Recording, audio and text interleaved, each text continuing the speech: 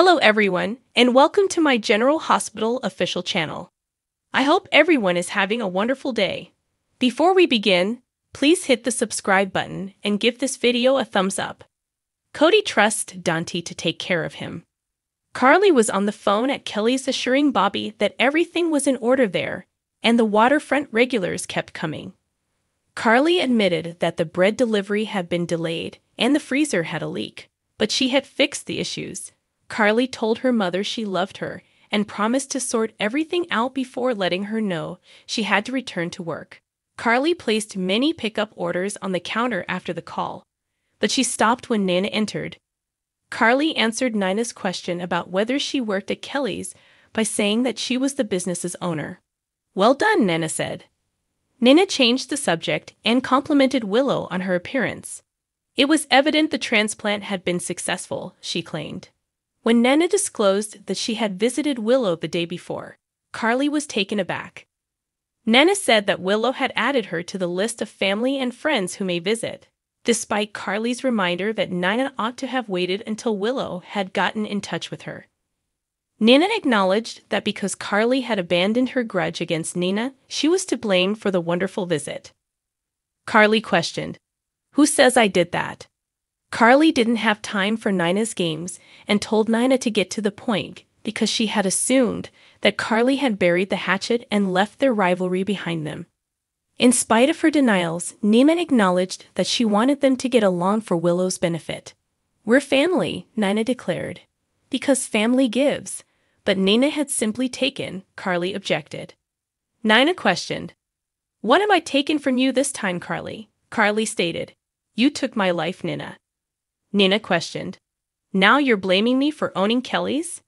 Carly realized that Willow had given Nina access since she had no boundaries in her heart. Carly cautioned Nina that the other members of the family were not as understanding. Carly admitted she had experienced a setback, but rest assured, Carly will regain every bit of what she had lost. Nina pursued Carly as she marched into the kitchen. Nina questioned, "Is that a threat?" Carly remarked, "Perhaps, or perhaps it's just my motto." Nina was told to leave her kitchen by Carly and take a seat in the diner. After saying, "I lost my appetite," Nina walked away. Finn discovered Portia sobbing in the doctor's break room at the hospital. Portia acknowledged that she was overwhelmed by everything that had occurred to Curtis when he asked if there was anything she could help with. Finn secretly took out his phone and sent a text as Portia snatched a tissue and kept crying. Elizabeth entered Curtis' hospital room in the meantime, but he questioned whether she was visiting as a friend or a nurse. Although Elizabeth acknowledged that she was currently employed, she hoped that he would still consider her a friend. Curtis acknowledged that he needed a favor from Elizabeth, but didn't want to get in the way of her work. Curtis declared, "I don't want any visitors in my room, especially Trina and Portia." Elizabeth's phone rang at that very moment with a text message from Finn. Soon after, Elizabeth walked into the break room. "Elizabeth is here, I see," Finn replied. Portia's hand was taken by Elizabeth as she sat down next to her companion. Elizabeth questioned Curtis. Elizabeth mentioned that she had just left Curtis' room as Portia nodded. Elizabeth inquired about what transpired between Portia and Curtis after Finn excused himself. "He doesn't want to interact with me, as you heard him say," according to Portia. Portia acknowledged that she had dealt with patients in comparable circumstances, but Curtis was a unique case. Elizabeth understood her friend's situation and recalled that Portia was still reeling for the trauma of almost losing her husband. Curtis had persuaded himself that Portia was doing out of pity or duty rather than love, but Portia said that it was more than that because she couldn't ignore the fact that her marriage had been problematic before to the shooting. Portia remarked, "It simply couldn't be further from the truth." Portia pushed the recollection of Curtis, informing her that he didn't want her sympathy. Portia stated that she had taken her marriage vows seriously since she had loved Curtis for 20 years, even though she had believed she would never see him again. Portia was also to blame for Curtis's determination to push her away because she had kept Trina's paternity a secret from him. Elizabeth reassured Portia that Curtis had returned home and that Curtis and Portia had come to terms were alone. Curtis kissed Jordan, and Portia admitted that it had caused her to question him. Portia acknowledged that she had also been enraged when Curtis kissed Jordan after she had given him some space and time to think things over. Elizabeth reassured Portia that she was justified in being upset that Curtis had kissed his ex-wife and that being shot hadn't made Curtis innocent of all the inconsiderate and pie-headed things he had ever done. "He's still the man I love, though," Portia remarked. Portia emphasized that whether Curtis was in a wheelchair or not, she loved him with all of her heart and that she wanted to spend the rest of her life with him. If Curtis hadn't been shot, Elizabeth questioned whether Portia would still be fighting for her marriage. Portia acknowledged that it would have taken some time for her and Curtis to resolve their differences and establish trust again, but she would have had the same sentiments. Although Portia acknowledged that she and Curtis had both made mistakes, she also acknowledged that almost losing Curtis had helped her understand how much she really loved him. What was Portia going to do about it? Elizabeth questioned. When Curtis heard Finn enter the hospital room, he looked up from his phone. When Finn inquired about Curtis reading, Curtis replied that he had been looking into spinal cord damage. "Looking for signs of hope," Curtis remarked. "There's always hope," Finn said. Given that Finn wasn't there on business, Curtis wondered why he was there. Finn acknowledged that Curtis had helped him get through some trying moments, and he wanted to pay it forward. Finn said, "I'm here for you, whatever you need." Finn pulled up a seat as Curtis signaled that he needed some space. Finn understood Curtis' need for a loan. "But as a fellow recovering addict, I completely understand what you're going through," Finn added. Curtis reassured Finn that the physicians closely monitored the painkillers and were aware of his difficulties with addiction. Finn was happy, but he was also aware that Curtis was attempting to distance himself from everyone who loved him. According to Curtis, he was attempting to sort things out and determine whether or not Portia would be participating. Curtis was advised by Finn to be genuine with himself. The question Finn posed was, "How long before you start looking for a little relief from all the pain and all the anger?" That it was about addiction was refuted by Curtis. "This is about my pride in being a man," added Curtis. Curtis mentioned that he was not accustomed to being that kind of man, and that he didn't want Portia and Trina to be dependent on him.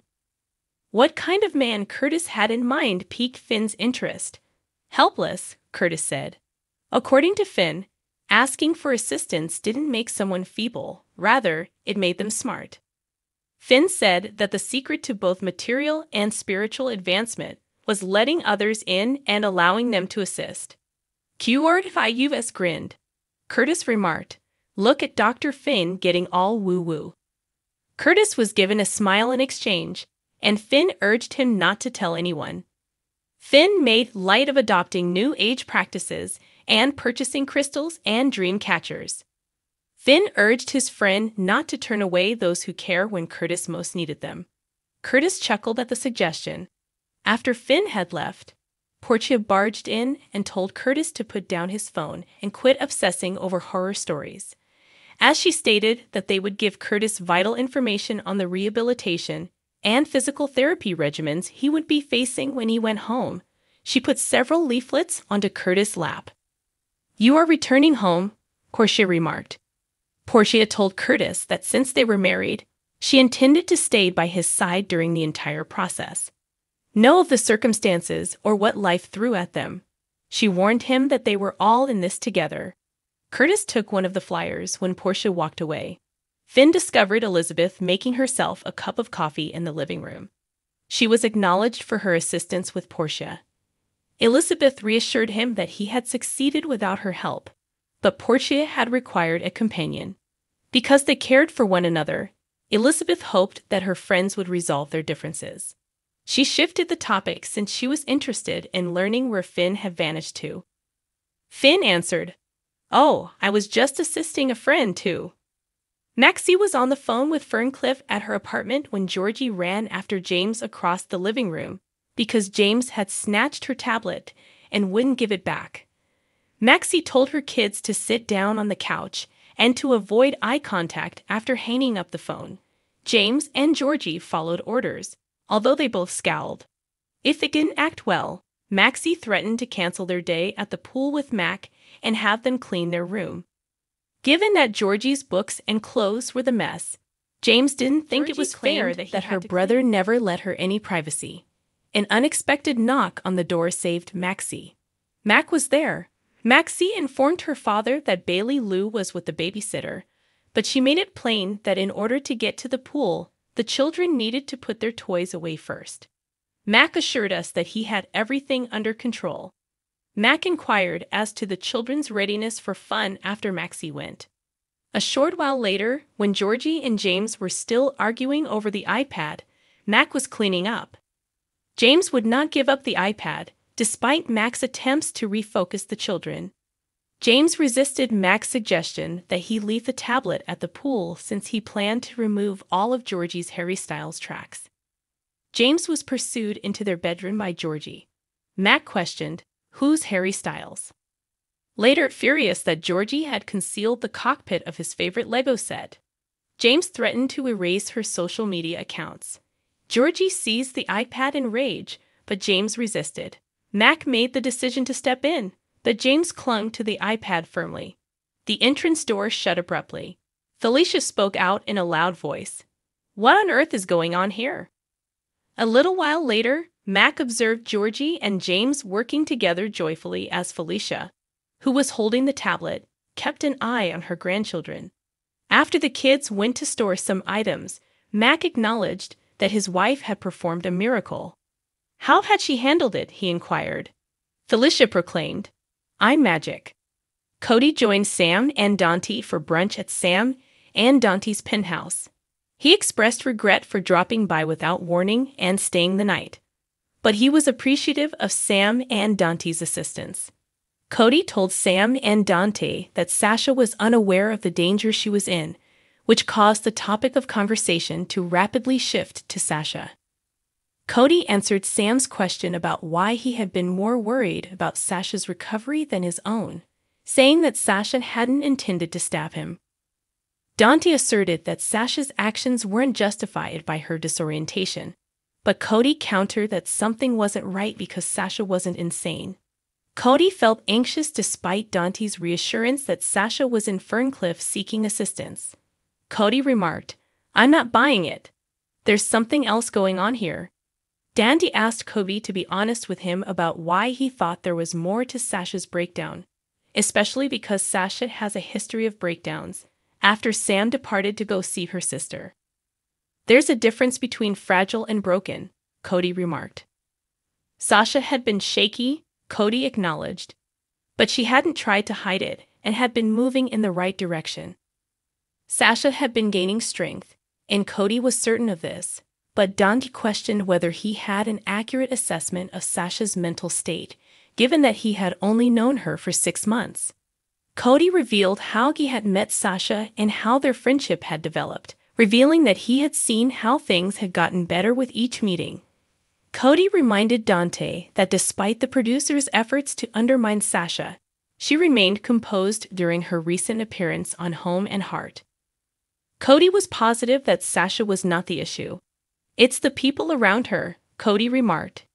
Dante questioned why Gladys had tried to frame Cody when he was aware that Cody was referring to her.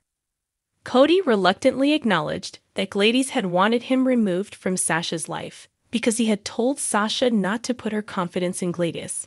Cody confessed to knowing about Gladys' choice to sell Brando's garage to Selena Wu before Sasha had been informed, as Dante pressed him further. Cody attempted to dismiss it, but Dante was curious about how Cody had learned of it.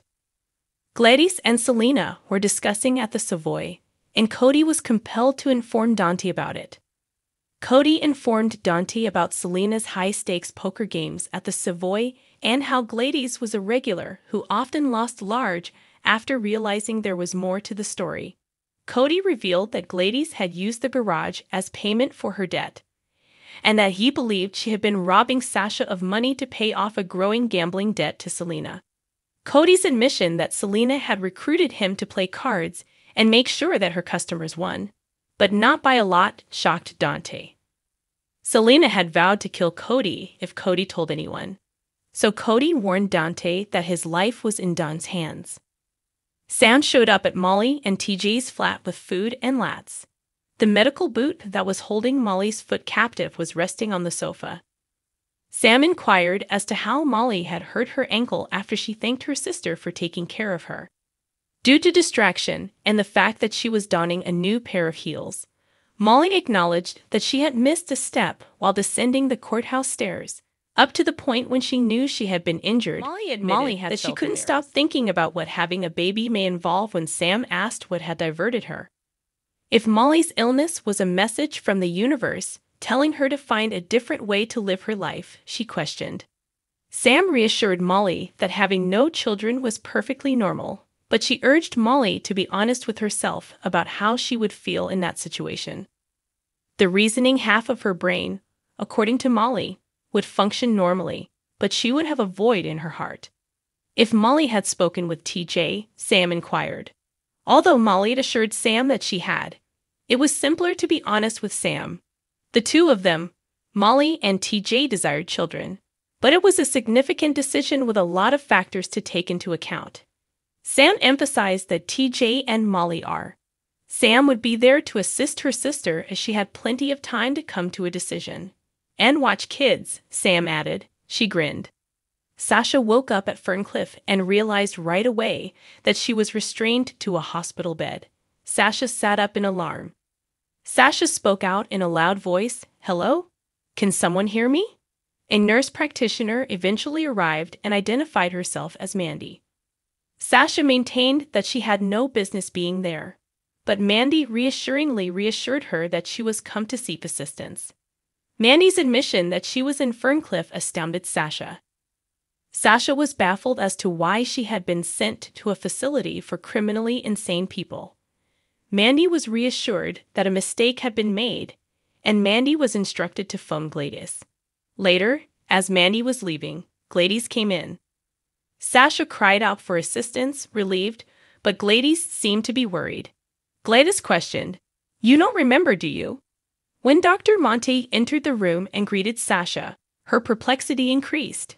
"Honey, you don't remember, but you tried to kill Kobe Bell," stated Gladys. Sasha was not an aggressive person, so she did not accept it. Gladys and Dr. Montague then tried to persuade Sasha that she had been having hallucinations and that all of her recollections of succeeding had been false. Gladys was asked to leave by Dr. Montague after Sasha adamantly denied it. Gladys refused Sasha's requests to stay and left. Sasha told Dr. Montague about her recent talk with Sonny and argued that she wasn't insane. In order to hide the reality of her mental illness, Sasha had invented the happy recollections, according to Dr. Montague. It was a lie, and Sasha knew it.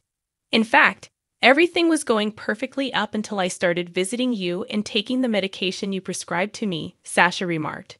To calm Sasha down, Dr. Montague took a syringe out of his pocket. Despite Sasha's protests, Dr. Montague inserted the syringe into Sasha's IV line. Sasha later became unresponsive. Maxie approached Gladys in the corridor and inquired about seeing Sasha. Gladys asserted that Sasha was in poor condition and that the doctor had barred visits. Maxie was convinced that seeing a buddy would help, but Gladys argued that Sasha was hallucinating and that she had no recollection of stabbing Cody. Gladys feigned to become upset over the tragic circumstance. She recommended they go get coffee, and Maxie reluctantly consented.